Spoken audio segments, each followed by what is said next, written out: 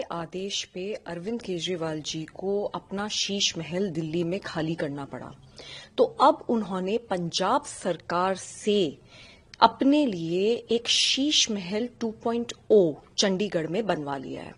चंडीगढ़ के सेक्टर 2 में पंजाब सीएम के कोटा में एक बड़ा आलीशान महल है जो कि 2 एकड़ की जमीन पर बना हुआ है और उसके अंदर बहुत साजो सामान है, बिल्कुल 7 स्टार होटल से कम नहीं है।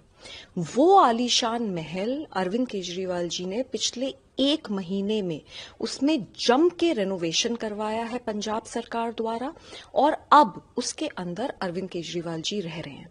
तो मुझे ये समझ नहीं आता कि उनको ये महल किस हैसियत से दिया गया है।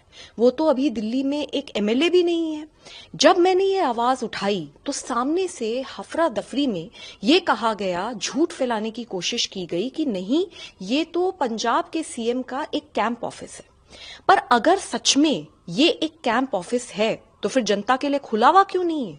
क्यों इसके ऊपर इसको अंदर से बंद कर रखा है? और दूसरी बात, अगर ये सच में पंजाब के सीएम का कैंप ऑफिस है तो बताएं कि पिछले 4 साल के अंदर कितनी मीटिंग्स हुई हैं यहाँ पे, कौन आया है, कुछ तो डिटेल्स होती होंगी, अरे कुछ तो ऑफिसर्स अलॉट होते होंगे। तो ये सरासर झूठ है। सच तो ये है कि ये जो आलीशान महल है, शीश महल 2.0, ये अब पंजाब के सुपर सीएम अरविंद केजरीवाल जी इसके अंदर रहते हैं।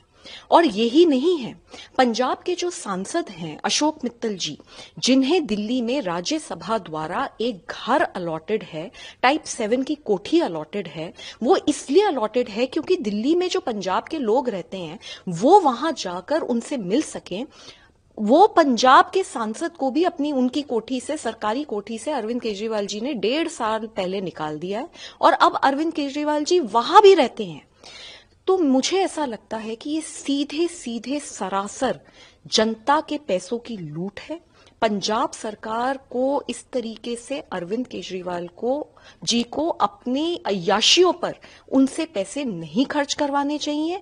और शीश महल जो दिल्ली का था उसी की वजह से आज ये हालात हैं दिल्ली में। अगर ऐसा ही चलता रहा तो शीश महल 2 की वजह से आगे पंजाब में क्या होगा वो सोच के अरविंद केजरीवाल जी को कम से कम अपनी अय्याशियों को कंट्रोल करना चाहिए और जनता के पैसों को ऐसे वेस्ट नहीं करना चाहिए। जी, मैं बिल्कुल मानती हूं और मेरे हिसाब से अरविंद केजरीवाल जी जो अपनी अय्याशियों के लिए सरकार के पैसे का इस्तेमाल करते हैं ये बिल्कुल ठीक नहीं है।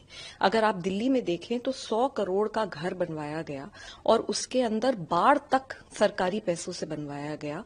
कई कई करोड़ के कालीन थे, कई करोड़ के टीवी थे। मतलब ये ठीक नहीं है और इसी कारण से आज जो हाल दिल्ली में हुआ है ये बिल्कुल सीधे सीधे शीश महल उसमें एक बहुत बड़ा कारण रहा है।